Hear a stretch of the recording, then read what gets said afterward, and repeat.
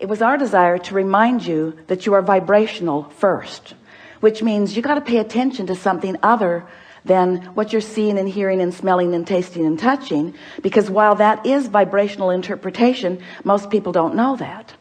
So it was necessary to help you to understand that you are emitting a vibrational signal in order to help you to understand that your signal that you are emitting is being answered all the time, and that's what equals your life experience, period. Most humans don't know that, and in many cases don't want to know that, because they don't want to assume responsibility for what's coming, especially the parts they didn't want to come. Abraham, I'm sure I'm not the creator of my own reality. I would not have created that. And we say, we didn't say you did it on purpose, but you did do it. You did do it. Sounds a little blameful, doesn't it? You did do it. But when you realize that you have creative control of your experience, because you have vibrational control of your experience, because you have focused control of your experience, because you have the ability to focus, then you say, all right. But then when it's hard, you say, not all right. This shouldn't be this hard. This shouldn't be this hard. And then you say something, which is the last thing we ever want to hear from you. I'm not good at this. But you are good at it. You just don't know you're good at it. You just haven't practiced being good at it in the way that really gives you the clarity. And that's really what we're going to be talking about here today. If you've been following us for a while, you've heard us say that you are the creator of your own reality, blah, blah, blah. Enough of that. And that you live in a vibrational universe, blah, blah, blah, blah, blah. Enough of that already. But you do, and you are. So, blah, blah, blah. So, here you are, the creator of your own reality. And life is constantly throwing things at you, isn't it? Well, it's not really like that. Life is happening around you, and you're observing, but it really isn't after you. It's not testing you. It's not challenging you. It's just being around you for you to observe. It's just this magnificent palette for you to play in. So life is happening around you, and you are participating in it through your observation, through your memory, through your awareness, through your conversation. You're participating in it. And as you are doing that, you are coming to lots of conclusions, many and every day, of what you want. Because life helps you to know what you don't want. You know what you don't want. You know what you do want. You know what you don't want. You know what you do want. It's just this wonderful variety or contrast that helps you to come to important personal conclusions. So these conclusions happen within you, and we've been calling that step one, because the variety, the contrast that surrounds you, causes you to ask for what you want, whether you use words or not. You just constantly keep coming to personal preferences. You were born like that. You've always been like that. You will never stop being like that. We want you to accept that you are like that. It's a good thing. Step one is a really, really good thing. You're asking constantly. It is the basis of the expansion of the universe. It's a wonderful thing. So you're asking, step one. Step two, not your work. That's where law of attraction and the source within you answers what you're asking for. When you emit a signal, the signal is answered. So ask, answer, ask, answer, ask, answer. But your discomfort is that there often appears to you to be quite a time gap between your asking and the universe answering. But there is not a time gap between the answer. There's just a time gap between you getting up to speed with the answer. You say, hey, Abraham, that can't be right, because I want it. I'm paying attention. If it were there, I would know it. And we say, it comes in a vibrational form first. And you say, oh, so that's the catch. You're giving me something vibrational that I can't see or hear or smell or taste or touch. So you can say all day that when I ask, it is given. Write a book about it if you want, Abraham. You can say that all day, but to me it doesn't feel like it's being given. And we say that's because you're in a different frequency from what you're asking for.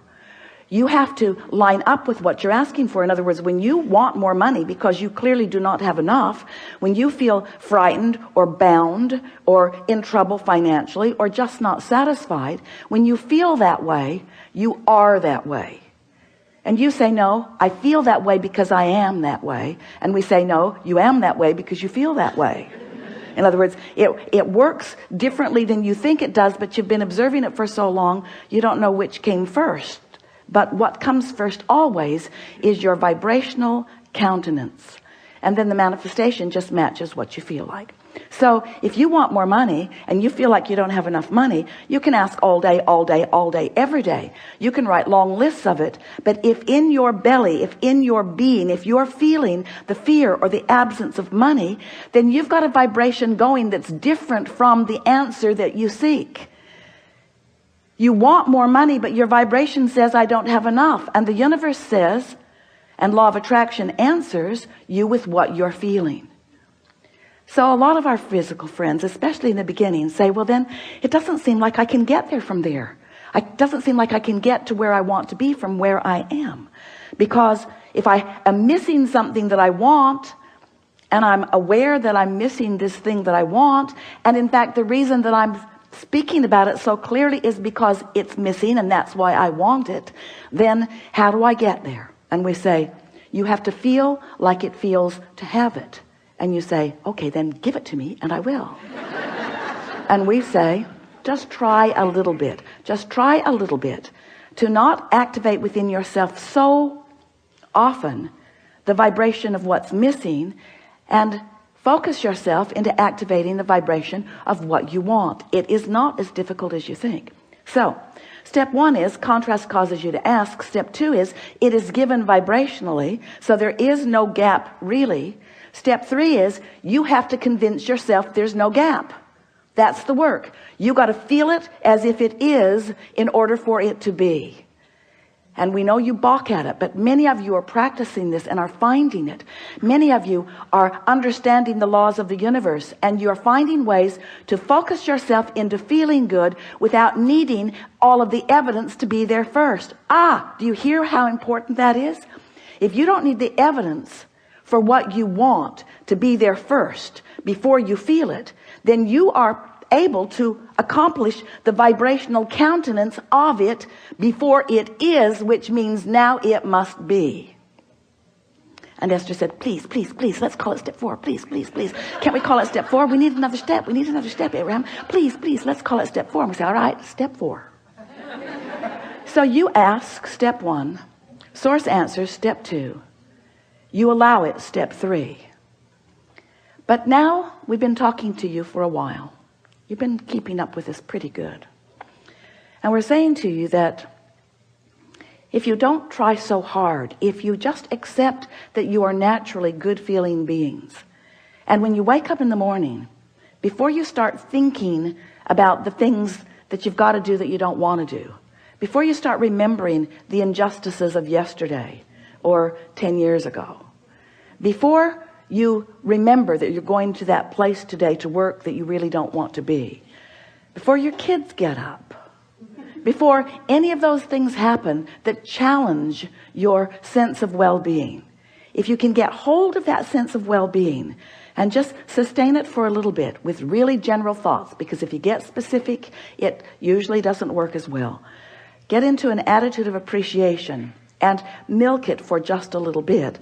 Law of attraction will help you out, because law of attraction says that that which is likened to itself is drawn, and law of attraction will give you, it's not really giving it to you, it's just the way it is. It's like gravity doesn't give you attachment to the planet.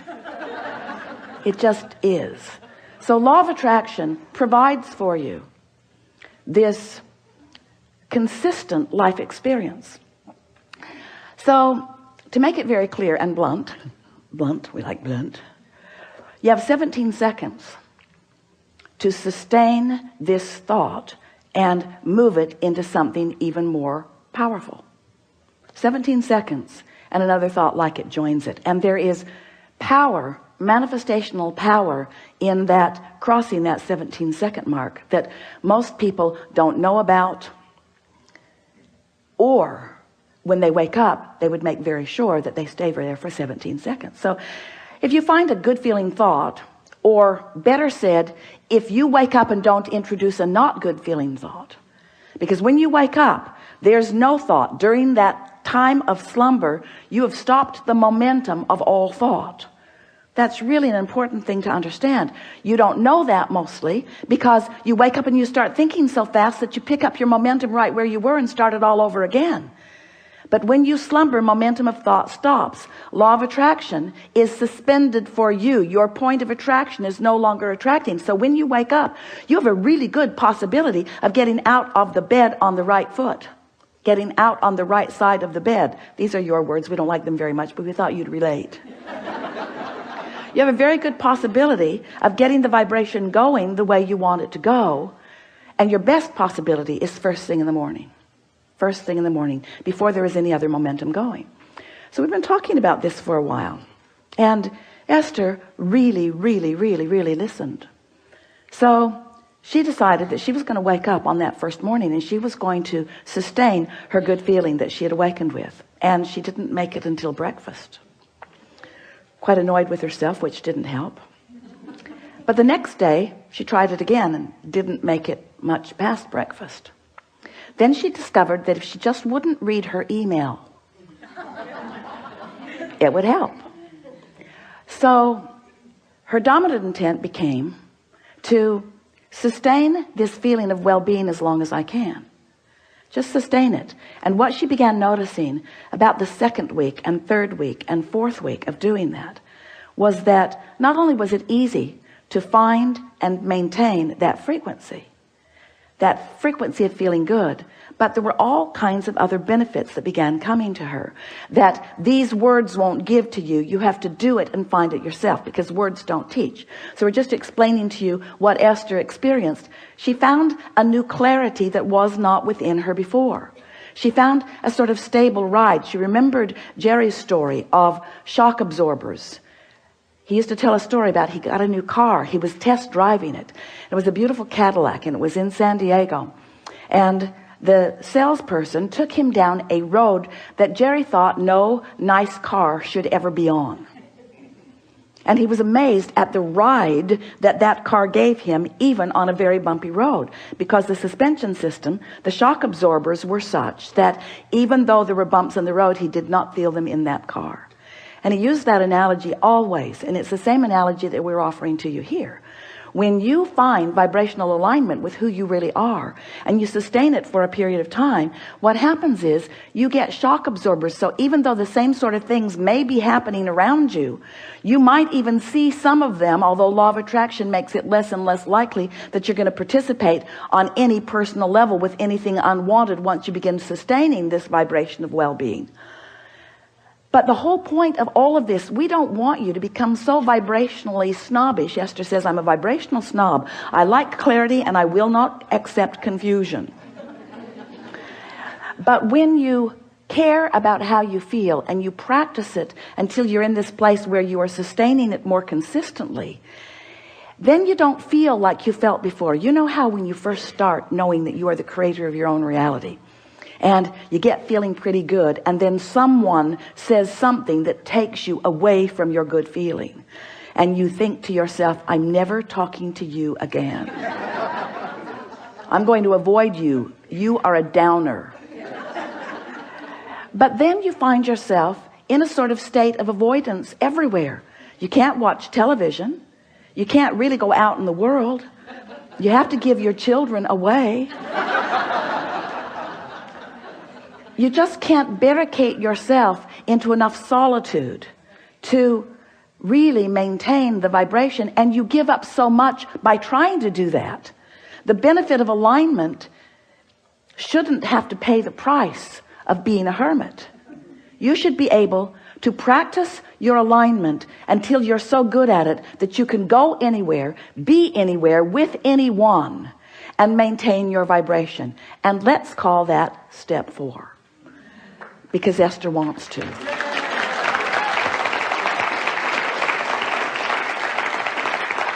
So what it requires really is enough determination to focus first thing in the morning, and until you know that you've got it and you're able to maintain it, and then to simply watch what happens in your experience as a result of that newfound alignment and that newfound clarity.